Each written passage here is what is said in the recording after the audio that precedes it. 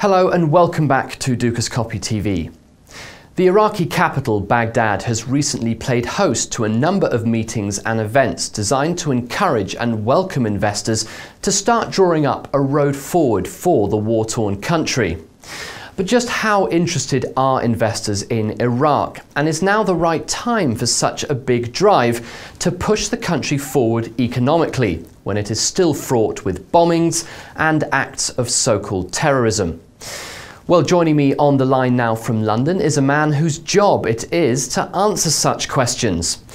John Drake, your job is to assess risk for investors looking for new opportunities. You happen to specialise in Iraq. Now, as we know, the country is certainly not out of the woods with regards to stability, particularly in the capital.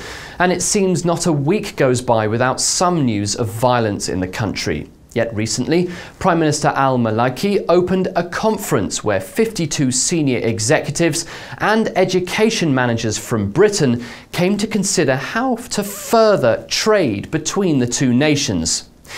Is this now the next step for Iraq to encourage more investment and hope the bombings will just dissipate? There's still a lot of opportunity available in Iraq for foreign investors, but a lot of people are understandably going to be put off by the ongoing reports of bombings and shootings in the country.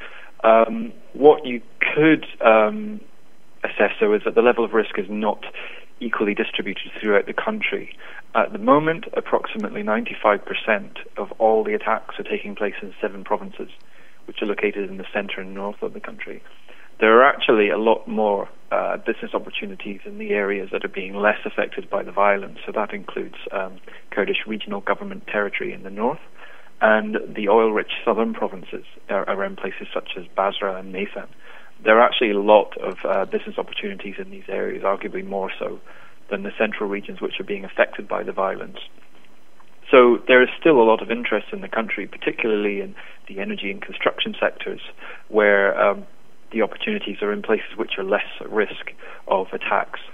We've got some graphs just showing the sheer volume of attacks taking place on a weekly basis in Iraq. What are you telling your clients when they look to, say, Ninawa in the northern western part of the country, or Baghdad?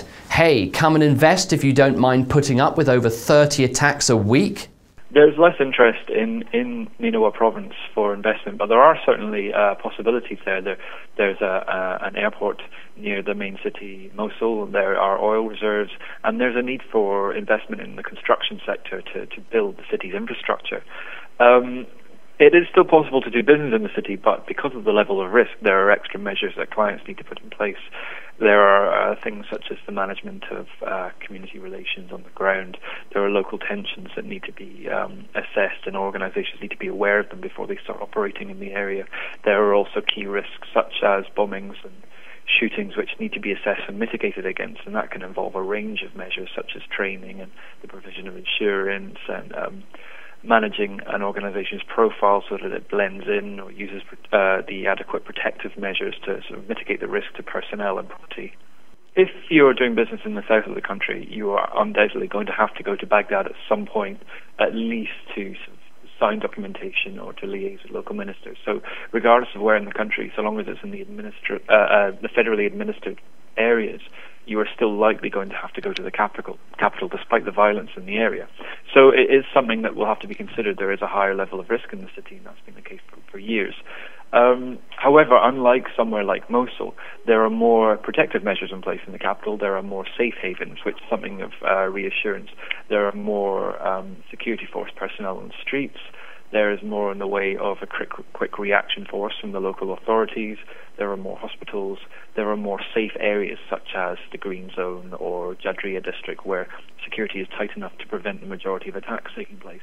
So while Baghdad is still very hostile, the areas where foreign investors may have to do business are often very well defended and usually spared from a lot of the violence. The attacks that do take place in Baghdad are often in more outlying residential areas which don't actually have an impact on most of the investors working in the city. Okay, I'd like to end the interview looking at your projections for Iraq and whether it really is a country that has moved on from the ravages of war and can now offer better prospects for its people, its economy and its infrastructure as a whole.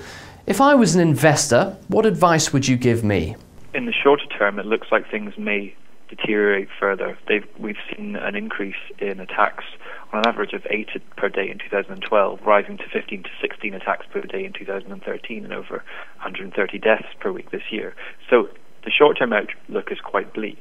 But in the longer term, the security forces are increasingly improving their capabilities. They're gradually building momentum. There's growing effort to sort of take on the insurgency which is developing in parts of the country. So in the longer term, it's likely that the Iraqi security forces will eventually be able to counteract the threat, although in order to do this, they will need to get local communities on side, particularly the Sunni community, so that they have local support and local intelligence which will enable them to do their job properly. In the longer term, the fact that there are so many resources in the country, there's so much intent to ensure the eventual stabilization of the state and the administration and the economy, it is likely that there will be long-term economic benefits from doing business in the country. As with many parts of the Middle East, investment is often a very long game. It takes a long time to establish the trusting relationships that you need to sort of establish a very lucrative business in the region. And it's going to be the same with Iraq. The sooner you go in there and establish your contacts and build relationships with local partners and identify the risks and spot the opportunities, the more successful you're going to be in the longer term. Okay, thank you very much, Mr. Drake, for joining me today to discuss the latest on investing in Iraq and the risks involved. That's all from me for now. Don't forget, tomorrow we take a look at the latest UK data, including the anticipated GDP figures. That's with Ben Jones. Until next time though, goodbye.